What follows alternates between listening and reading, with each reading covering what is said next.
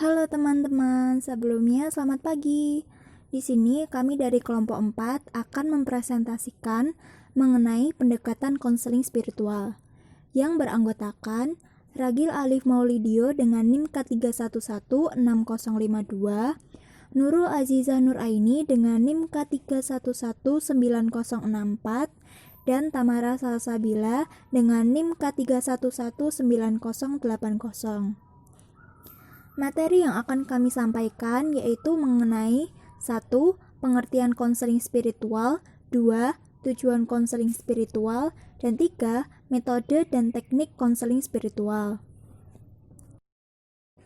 Pengertian konseling spiritual. Menurut etimologi, spiritualitas atau spirituality berasal dari bahasa Latin yaitu spiritus yang berarti breath of life atau nafas hidup. Spirit juga bisa diartikan sebagai yang menghidupkan kekuatan hidup yang dipresentasikan melalui berbagai citra seperti nafas, angin, kekuatan, dan keberanian. Terdapat banyak pengertian tentang spiritualitas, diantaranya sebagai berikut. 1. Ekspresi kegiatan spirit manusia. 2. Kecerdasan ketuhan yang membangun keharmonisan dengan Tuhan dan alam. 3. Pengalaman inter, dan pengalaman transpersonal. 4. Proses personal dan sosial.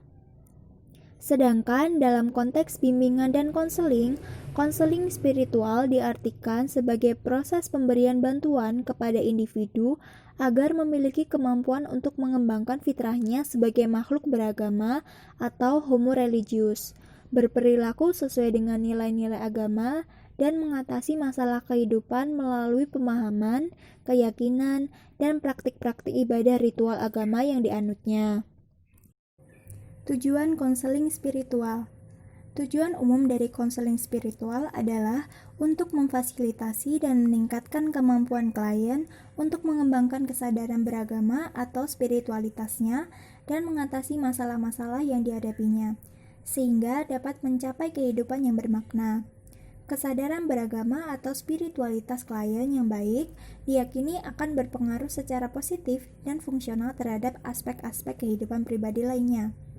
Tujuan khusus dari konseling spiritual yaitu 1. Pengalaman dan pemantapan identitas spiritual atau keyakinan kepada Tuhan. 2. Memperoleh bimbingan dan kekuatan dari Tuhan dalam mengatasi masalah dan pengembangan diri. 3. Menerima tanggung jawab dan memperbaiki kekeliruan sikap dan perilakunya yang mementingkan diri sendiri atau selfish. Dan yang terakhir, mengaktualisasikan nilai-nilai keyakinan atau spiritualitas keagamaan dalam membangun kehidupan bersama yang sejahtera. Untuk materi selanjutnya yaitu metode dan teknik konseling spiritual. Metode dan konseling spiritual dibagi menjadi 3. Yang pertama, membangun atmosfer konseling, yaitu menciptakan tempat dan suasana yang hening, misalnya taman yang sunyi, sehingga selama pertemuan tidak ada gangguan apapun. Untuk yang kedua, yaitu encouragement of self-care. Encouragement of self-care merupakan kondisi di mana konselor membantu klien untuk melakukan eksplorasi diri dengan mencari cara-cara menenteramkannya selama masa-masa yang tidak pasti, sedih atau menderita, baik di dalam dan di luar pertemuan konseling. Dan untuk yang terakhir yaitu encouragement of spiritual practice, yaitu membantu klien untuk mendapatkan cara mengeksplorasi dimensi spiritualnya selama proses konseling. Eksplorasi spiritual dapat dimulai dari kemana klien ingin menempatkan dirinya dalam hirup-pikuk kehidupan kesehariannya, aktivitas ritual seperti apa yang sangat diinginkannya, serta mampu mendorong datangnya harapan. Lalu untuk selanjutnya yaitu teknik konseling spiritual.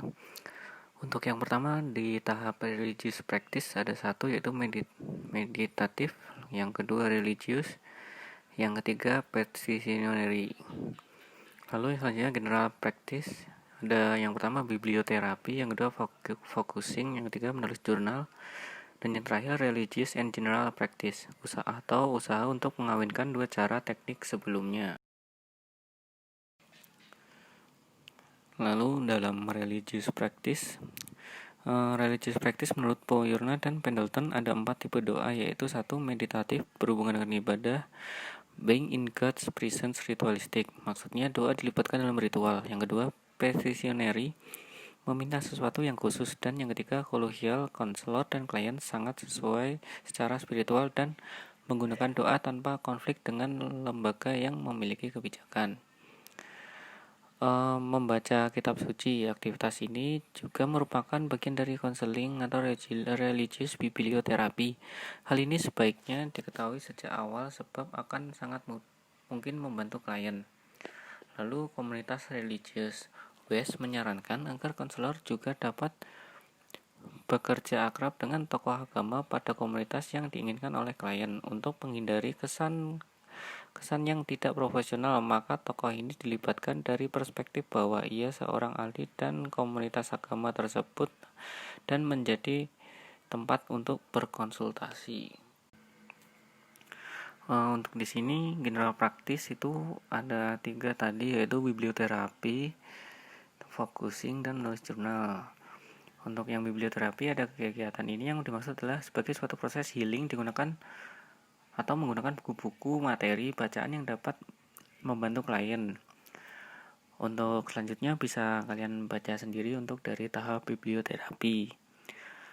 Lalu untuk focusing, teknik ini digambarkan oleh Hinterkopf sebagai suatu teknik yang digunakan dalam konseling untuk memfasilitasi integrasi spiritualitas dalam konseling.